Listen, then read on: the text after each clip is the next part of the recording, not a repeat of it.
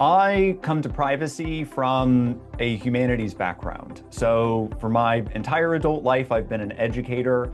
And before I started educating people on privacy, AI governance, and cybersecurity, I actually taught modern world history and Chinese history.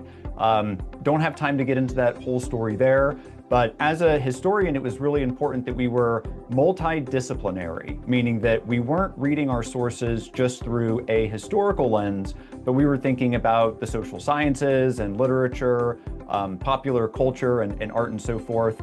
And so as I've launched a career in privacy to start, I wanted to understand not just the privacy and data protection angle, but how, as a privacy professional, my knowledge would be enhanced by having adjacent skills in cybersecurity and then AI governance.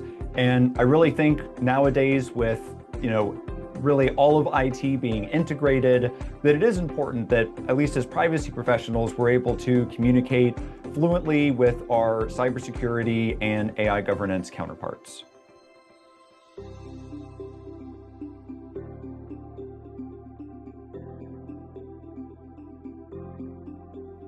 I believe most folks answering this question are going to say artificial intelligence, and that's what I want to say, but to provide a little bit of variety, I'm actually going to argue that it's robotics and the Internet of Things.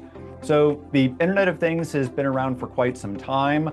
I believe as we start to see more embodied artificial intelligence in the form of robotics, however, robots, sensors collecting vast amounts of data is really going to become ubiquitous. We're going to have more devices in our homes, more devices on the streets, and more devices everywhere. This is going to lead to there being constant data collection, data processing at the edge of networks, and again, just ubiquitous collection of data and especially personal data. I also believe that specifically from a cybersecurity and risk management perspective, that this is going to dramatically increase the attack surface. We're going to have Internet of Things robotics walking around, easily available for malicious actors to hack into, or perhaps even to steal and reverse engineer controls. So I want to say artificial intelligence, but to provide a little bit of variety, I'm going to argue that it's robotics and will continue to be IoT.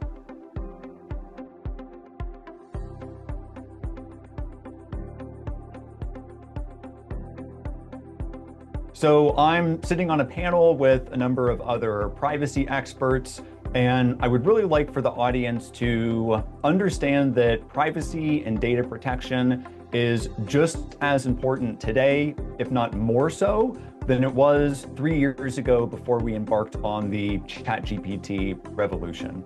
As anyone who's been following the AI space knows, quality data equals quality models and AI systems.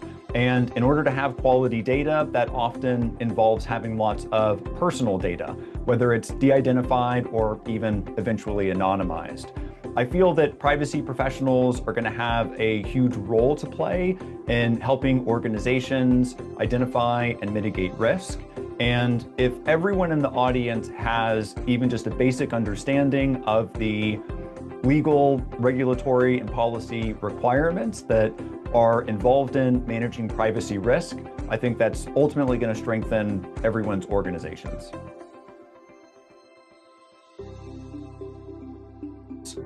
Number one, the people. There are going to be a lot of really fantastic speakers here. You're going to get to hear from a diverse range of experiences and voices. And anytime, especially nowadays in the post-COVID area, where you can find so much expertise and diversity in person in one area, I think is absolutely fantastic. I'm also a huge advocate for volunteering and getting involved with your local organizations. The Greater Washington, D.C. ISACA chapter is as far as ISACA goes, is the world's second largest chapter. So if you're looking for a meaningful community around information security, around audit, controls, etc., this is a fantastic event to get to know the volunteers and see what other types of opportunities are out there. Also, when you look at the schedule, you'll see that there's a broad range of different topics that are going to be discussed.